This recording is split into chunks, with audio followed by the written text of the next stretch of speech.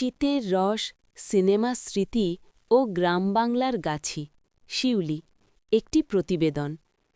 শীত এলেই আমাদের মনে পড়ে যায় নানা স্মৃতি, নানা দৃশ্য। সেই সব দৃশ্যের সঙ্গে মিশে থাকে গ্রাম বাংলার বিশেষ কিছু দৃশ্যপট।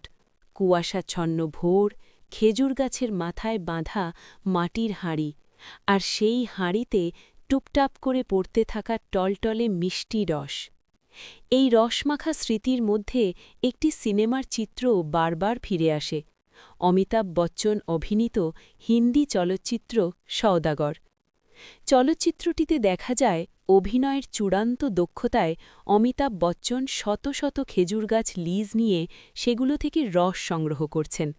পর্দায় যে দৃশ্যটি দেখানো হয় তা নিখুঁতভাবে ফুটিয়ে তোলে খেজুর গাছ থেকে রস সংগ্রহের আসল পদ্ধতিকে।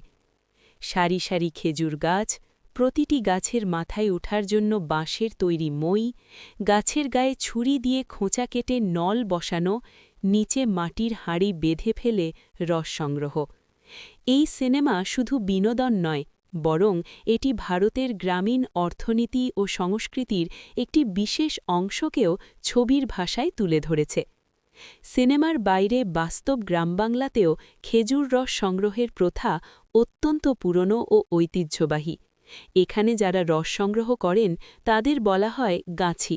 এটি চলিত ও কথ্য শব্দ, কিন্তু তার পাশাপাশি আরও এক প্রাচীন ও সাধু শব্দ রয়েছে, শিউলি।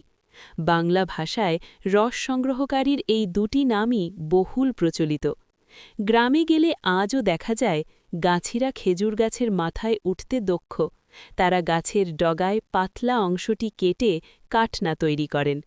কাটনায় বাঁশ বা নলের সাহায্যে রস ঝরিয়ে হাঁড়িতে ফেলা হয়। রস সংগ্রহের মৌসুম। খেজুর রস সংগ্রহের নির্দিষ্ট সময় রয়েছে। কার্তিক মাস থেকেই শুরু হয় রস সংগ্রহ, চলতে থাকে চৈত্র মাসের প্রথম সপ্তাহ পর্যন্ত। এই সময়টিকে বলা হয় রসের মৌসুম, কারণ শীতের তীব্রতা কমলে রসের গুণাগুণ ও স্বাদও কমে যায়। রস সংগ্রহের পর শুরু হয় গুড় তৈরি করার নৈপুণ্যপূর্ণ পর্ব। সকালে সংগ্রহ করা টলটলের রস বড় বড় পাতিলে করে জাল